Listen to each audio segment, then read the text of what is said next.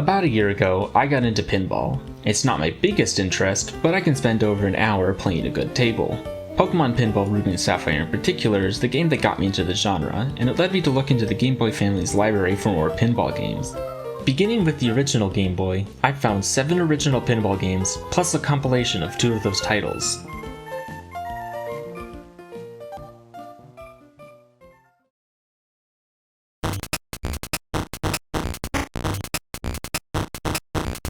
Let's start with the first pinball game released for the Game Boy, HAL Laboratories Pinball Rokuju Rokuhiki no Wani Daikoshin, released in 1989 in Japan and releasing as Pinball Revenge of the Gator in North America the next year.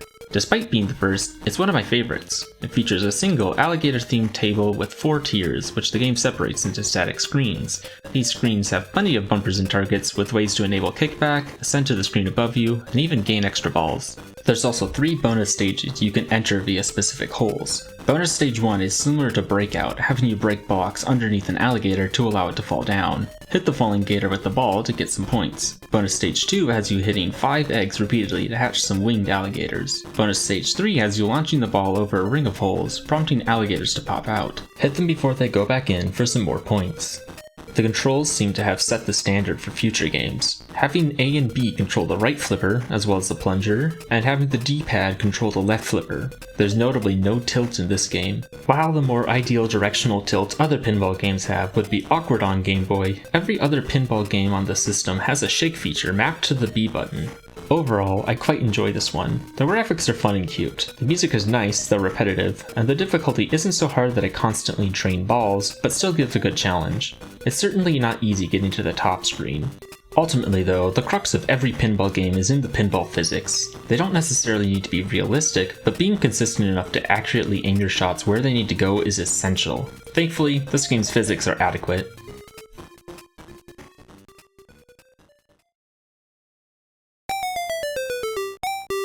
On to the second pinball game for the Game Boy, Hero Shugo Pinball Party from 1990. This is a crossover pinball game by Jaleco featuring a few of their characters. My first impressions of this game were positive. The music sounds nice, the graphics are pleasant, and the board has clear objectives for you to shoot for. Unfortunately, once I started playing, I realized the physics are incredibly wonky. The ball flies around, phasing through objects and misses targets it visually hits. And the music isn't so nice when it's a very short loop that eternally repeats. The controls are at least perfectly fine. A for right flipper, left on the D-pad for left, and B for shake. There's no anti-tilt, so you can shake as much as you want.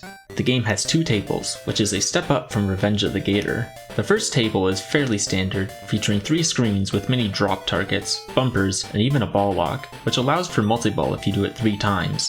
There's a hole in the top left of each screen allowing you to ascend to the top, but it's rather difficult to hit. There's also light-up letters spelling Jaleco, which are activated via drop targets in the middle screen.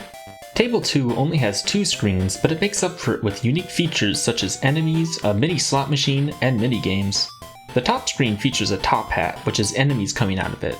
Hitting the enemies with the pinball will defeat them, and letting them stay around for too long will see them destroying one of your flippers. The bottom screen has a moving bumper-like enemy, as well as a single slot which can be activated by hitting a bell-looking object. The slot can give a variety of effects, such as making your flippers smaller, or even replacing the flippers with a moving board to bounce the ball off of it in breakout fashion. Getting the ball into the top corner of both screens will enter a minigame, such as hitting all the letters of Jaleco, or hitting every single enemy in a big grid. There's even some kind of battleship looking thing for you to destroy. Overall, Hero Shugo Pinball Party is an alright game. The physics are the biggest letdown, but I still find it fun to mess around in.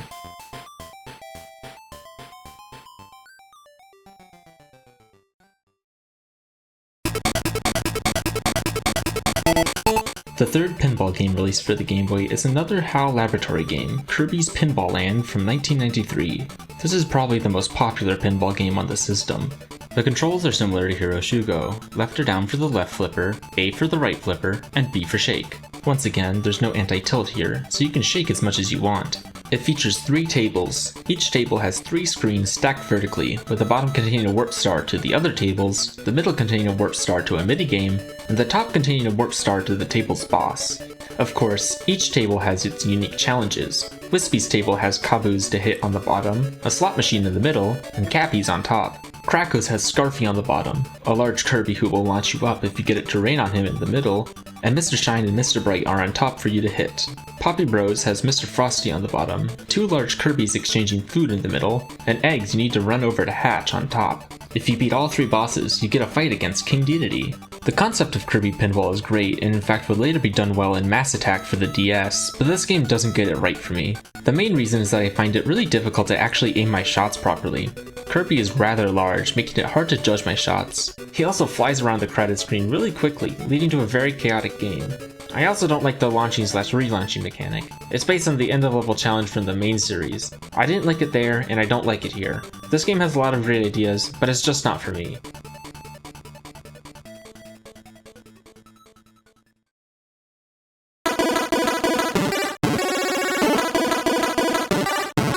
Next up are the GameTech published games, Pinball Dreams, Pinball Fantasies, Pinball Mania, and a compilation of the first 2 called Pinball Deluxe. The original 3 are all ports of a series of Amiga pinball games published by 21st Century Entertainment, with the before-mentioned GameTech publishing these releases. In fact, GameTech would go on to become part of Take-Two Interactive. Unlike previous pinball games on the Game Boy, these would go for a more realistic table design with standard pinball mechanics. Pinball Dreams is the first of these, released in 1994, 2 years after the Amiga original. It was originally developed by Digital Illusions, who would go on to become Battlefield and Mirror's Edge developer DICE, while the Game Boy port was handled by Spidersoft, who would go on to become Rockstar Lincoln. While the original has 4 tables, the Game Boy version only has 3. Ignition, an outer space/rocket themed table, Steel Wheel, a Western train themed table, and Graveyard, called Nightmare in the original, a haunted house themed table. The missing table is Beatbox, a music themed table. I wasn't familiar with the Amiga version, so I actually gave it a shot for this video. It was pretty okay from what I played. Sadly, the Game Boy port doesn't seem to do it justice. I find the tables incredibly dull looking. The songs are Game Boy renditions of the Amiga songs. These aren't too bad, but I certainly prefer the Amiga soundtrack.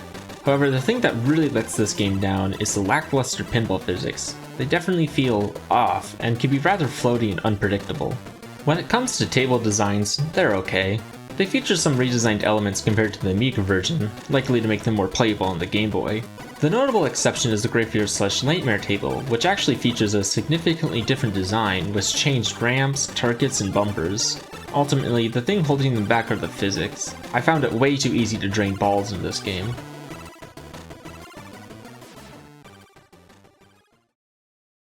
Things get weird for the next 3 games though. I used an emulator to get all my footage for this video, but for some reason, the ROMs for Pinball Fantasies, Pinball Mania, and Pinball Deluxe all seem to be bad and will quickly crash after starting any table on them.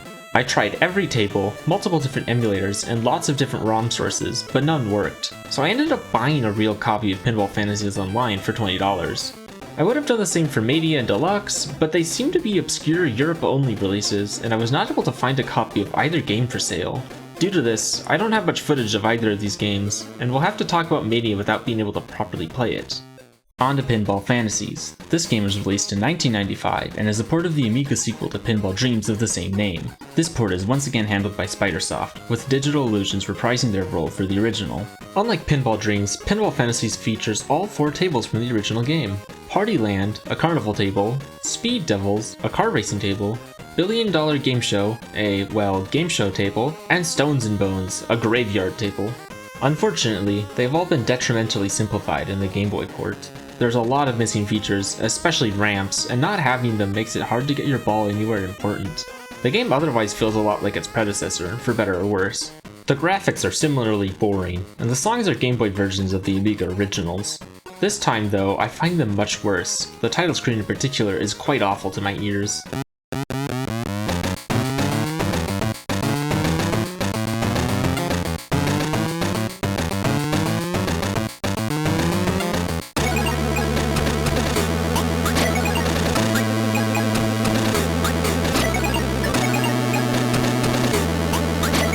The physics are once again off. The ball is still floaty and slow. I actually found it hard to launch my ball with much force in this one.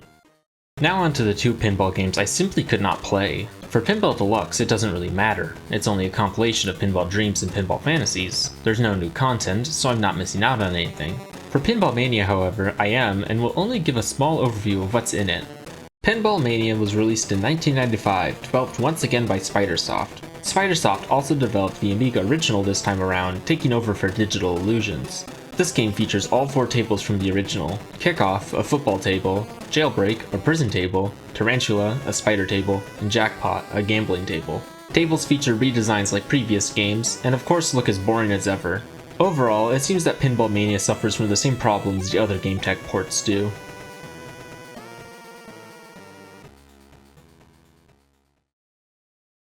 Last up is The Getaway High Speed 2, released in 1995 by Williams, the pinball makers. This is a recreation of their real table of the same name, which was released in 1992. The game features probably the most realistic physics out of all the Game Boy titles. The controls are standard: left for left flipper, A for right, and B for shake. This one, of course, has anti-tilt, so you have to be careful when using it.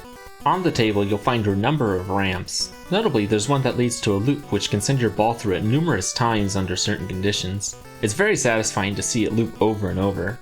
There's also targets to enable kickback, and a ball lock for enabling multi-ball. Although during multi-ball, the different balls do not seem to properly collide with each other, allowing them to move through one another. A unique feature is the video mode, which has you playing an outrun-style driving minigame, where you go fast and avoid crashing into other cars. Something to note is that the original table uses the song Lagrange by ZZ Top. The Game Boy game does not use this song, instead featuring a song I would describe as legally distinct. Despite only having one table, this is a contender for my favorite pinball game on the Game Boy. This is just a really fun table, and pairing it with the best physics on the system gets you a fun time.